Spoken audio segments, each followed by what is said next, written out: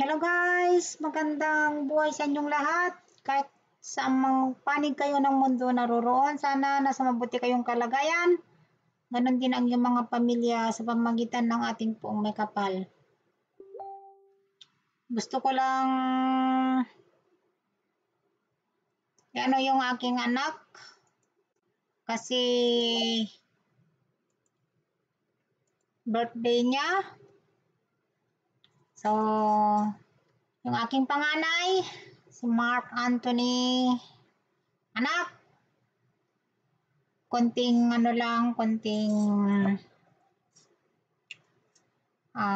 wish ko sa iyo. Sana palaging malusog at mag-ingat palagi. Huwag magpapagabi pag-uwi galing sa trabaho at magpakabait, magpakasipag, maging wise, at sana lahat ng mga pangarap nyo sa iyong mga anak, mga aking mga apo, sana kung ito ay para sa kanila at ibibigay ni Lord, maging happy pamilya, maging masayang pamilya sana kayo, tayong lahat. Kahit hirap man sa buhay, hindi lahat nakakamit, hindi lahat nabibili dahil nga kulang sa pera. Pero masaya na tayo doon. At least hindi tayo nagkukulang sa pagkain. I mean, hindi tayo, anong tawag doon? Mahirap sa Tagalog. Hindi nagkukulang ba? Tama ba yun? Nakakakain naman tayo ng 3 times a day. So, malaking blessings na yun sa atin. Kanya nga lamang, hindi natin nabibili ang ating mga gustong bilhin. Hindi gaya ng mga super mayayaman dyan, na kahit anong gustong bilhin, anytime, anywhere, mapuntahan.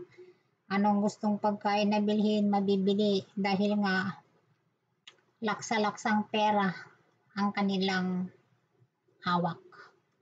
Kaya, magkaiba ang buhay ng mahirap at mayaman. Pero sapat na yun, masaya tayo. At laging isipin, nandyan si Lord na gumagabay sa atin. Huwag tayong magkatubiling tumawag sa Kanya, humingi ng tawad, humingi ng guide para i-guide tayo sa araw-araw nating pamumuhay. At miss ko na kayong lahat. I love you all. Ikaw ang aking panganay anak. Sana yung mga inuutos ko sa inyo, sundin ninyo para sa inyong mga kinabukasan. Huwag kayo sanang maging tamad. Dahil alam nyo naman, yan ang isa kong ayaw. Yan ang kinaiinisan ko. So, happy birthday to you. And may the Lord bless you always. And hopefully, He will give you all your wishes in the right time. Nag-English ang Lolang Peg.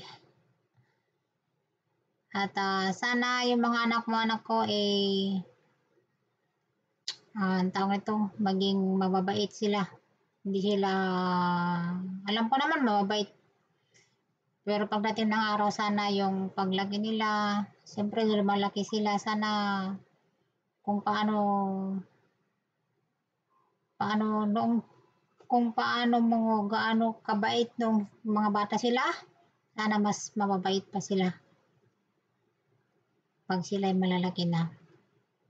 Huwag sanang dumating yung panahon na mga pasaway. Yun ang gusto ko yun ang talagang wish ko.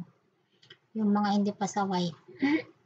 Kaya sana Lord, gabayan mo ang aking mga pamilya.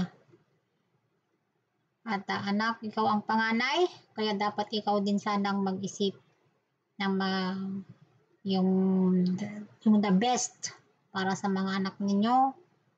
sa kinabukasan. So, mag-ingat palagi. Tandaan ninyo, nandito lang ako na tumutulong sa inyo kahit matanda na ako. Willing mo sumusuporta. Happy birthday to you. Happy birthday to you.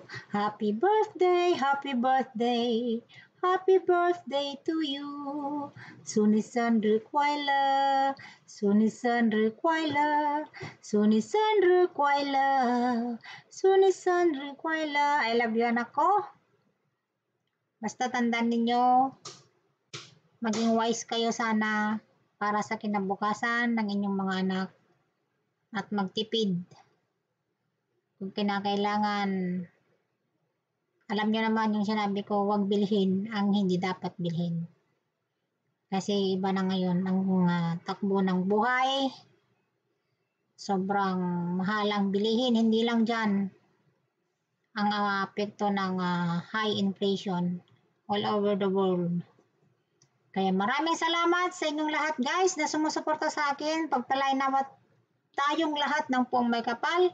Please paki-subscribe ang aking munting channel at pakipindot ang bell all para ma-notify kayo sa susunod kong mga upload. At pagpasensyahan nyo na yung aking mga naya-upload guys. Dahil hindi naman ako marunong. Ganito lang ako. Ito yung aking kakayanan. Kaya pagpasensya nyo na. Thank you so much.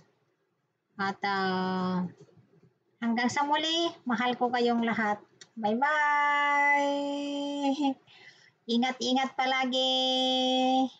Pagmahalan tayong lahat guys.